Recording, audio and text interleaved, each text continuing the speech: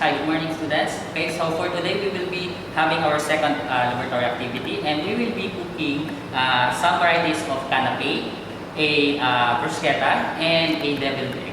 Okay, so here different ingredients that we will be using for our canape.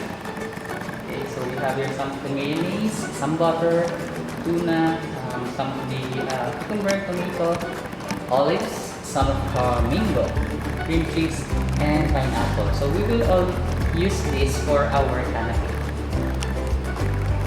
Okay, so for our canape, so we will be getting a slice of bread, and using a cookie cutter, we can get a round shape for this. So we will be having different shapes so that it will be appealing on our eyes when we have our plating. Okay, so we'll be making some of this. Okay, and some we will be making a square cut, trim the sides of the bread.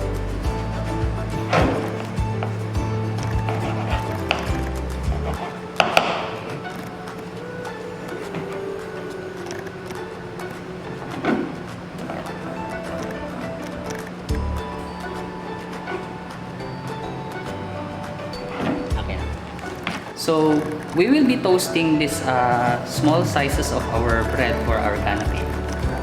Okay, so this item, this equipment is called salamander. So we will be broiling our bread for at least 5 to 10 minutes. Okay, and it depends on the heat. Okay, so for this, I think this one will be good to go at least 45 minutes. Now we have here a French bread. Okay, so we will be slicing this one for our bruschetta. So we'll just slice it sideways. Just a little bit thick. Okay. So with this one will be for bruschetta. This one will be good for 2-3 bites. Okay. So we'll be making some of those, and we will be toasting those.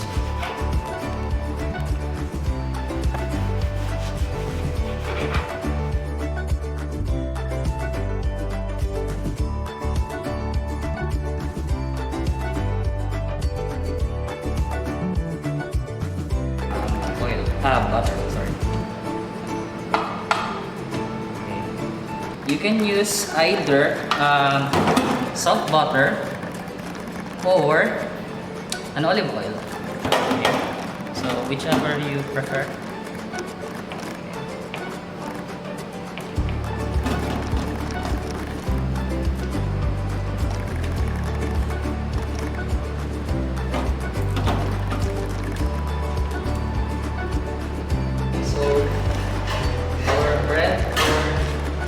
Canape is ready, and we'll just toast this bread, this French bread, for our bruschetta.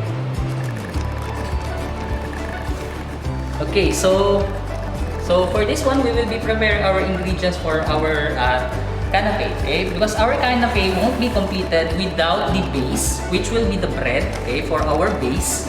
Okay, we can use some of our spread like mayonnaise. Okay, some of your mustard.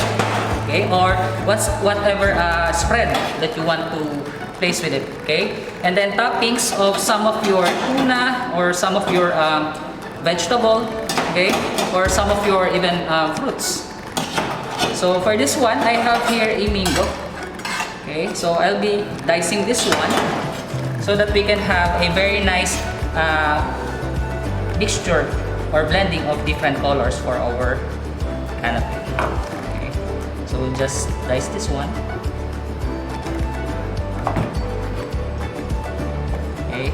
So for a canape, it's very important to have a different colors.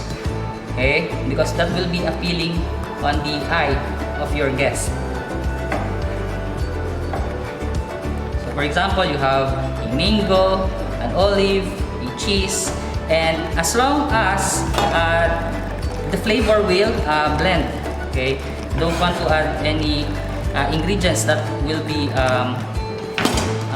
contradicting with each of it or each item. I also have here some whole olives, so I'll just get some so that we can have different shapes for this one. So I'll just slice it rondelle. Okay, rondelle cut is a round shape of your fruits and vegetables.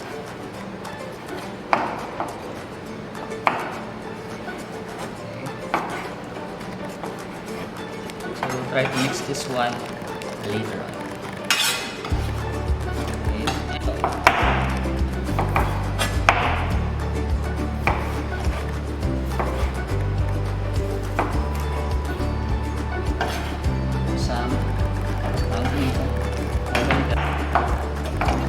So for this cucumber, you can use this one also for your base. So instead of using your regular cracker or bread, you can use this one also for your base. Just need to cut it in half. Okay.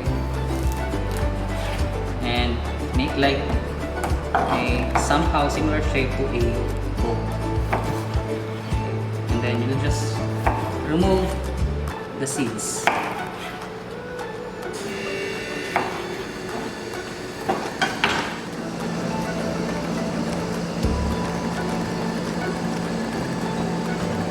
We'll be having something like that.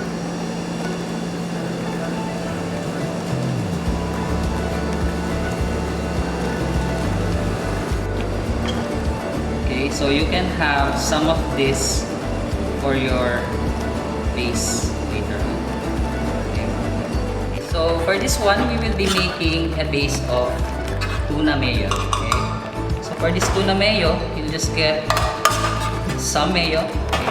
You can use plain mayo or some with the mayo sandwich spread. You can use that. You can add here a little bit of salt, a little bit of pepper. Okay, and if you want to have some of your lime juice and zest, you can also add here.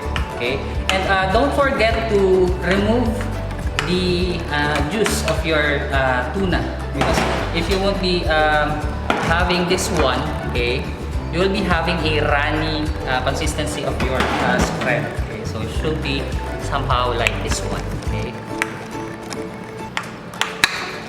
Okay.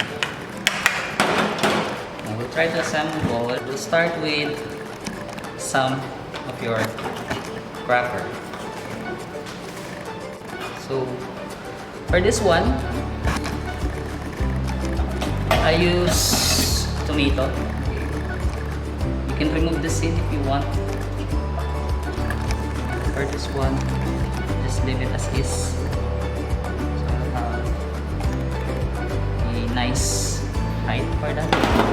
Okay, and adding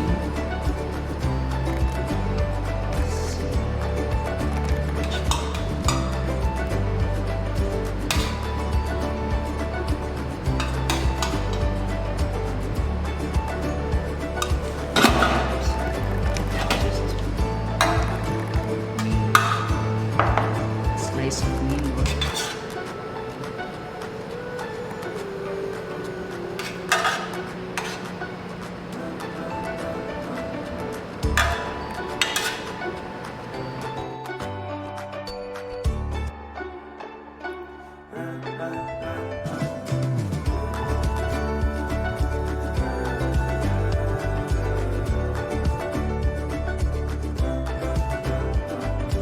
For our next canapé, we will be using the round ones.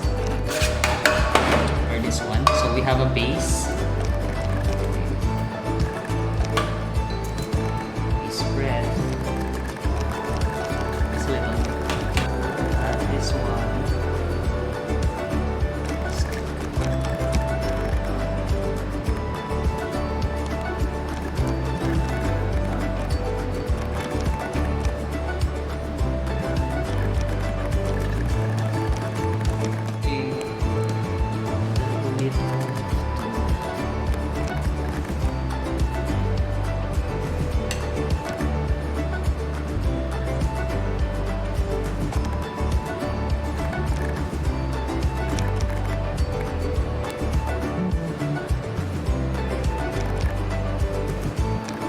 One, we will be using this cucumber for our base.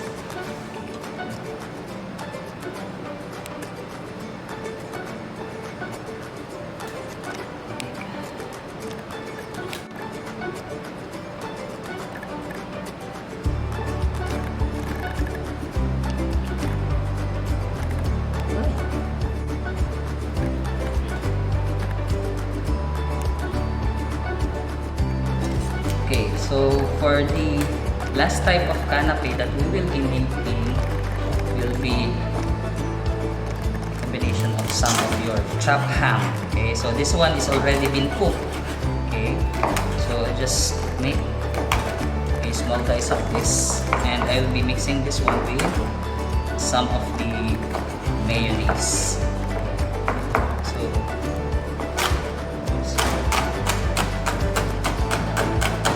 Chopped ham, you can just mix it with some of your mayonnaise. Okay, just leave some for toppings. Okay, then you can just mix this one. Okay.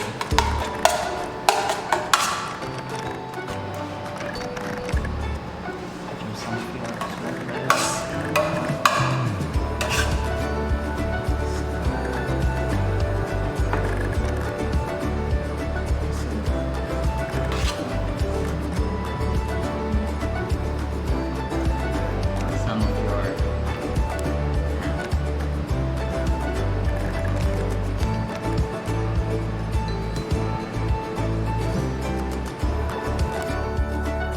Here we have now our 4 kinds of different canapes.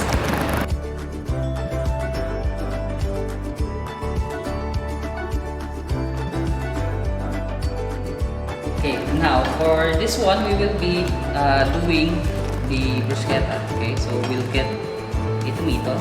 Okay, we'll just slice it.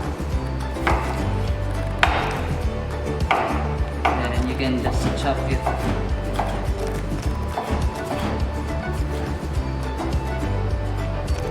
Tomato. Okay, so what we will do, we'll just drizzle with a little bit of olive oil.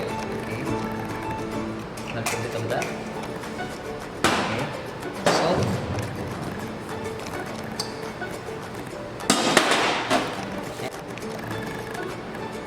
Now, if you have some of the lemon juice, you can add it also for this one.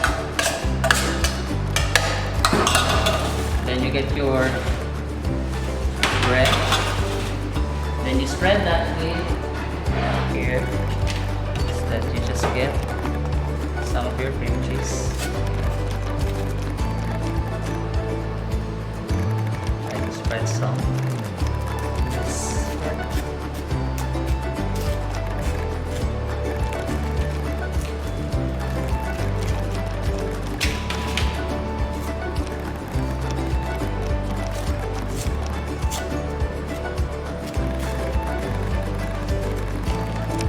That will be your tomato with some olive oil and salt and pepper. Okay, I will be adding some of this fresh basil. Okay, taste those different flavors.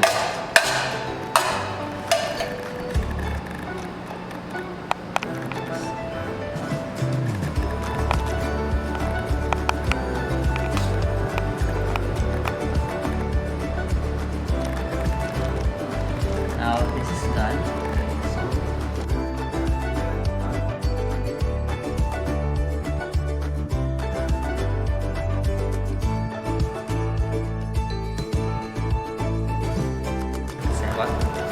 Okay. Now this one will be for our deviled egg. Okay, so what you'll do for this one is slice the egg in two. Okay, and then you just get the yolk of your egg. Be gentle with it. Okay. Now this one, this egg has been boiling for at least 11 minutes. Okay. So your egg should not be overcooked. Okay. Because I have here a little bit big. Okay. Now you just get all of the egg yolk of that, and you will be combining this one down. Okay.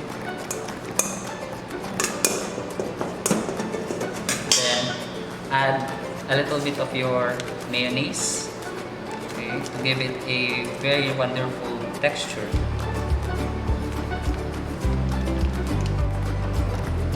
Just a little bit. If you love mustard, you can add more of it. And then some of your pickled relish.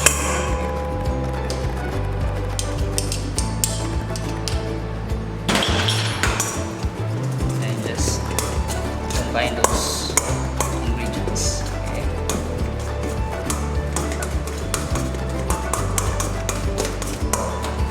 Now what you can do with this one, if you have a piping bag, you can place it onto a piping bag and then squeeze out onto your egg white. Mixing it with a little bit of salt and pepper.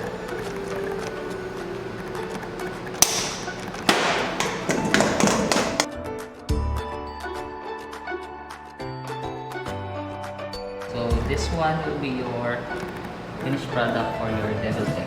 Okay. Again, you can use a piping bag if you have one. Okay, so that you will be having an easier time when you are finishing your yolk into the egg white. Okay, so for this, you can do is add some of your garnish for your presentation. You will be having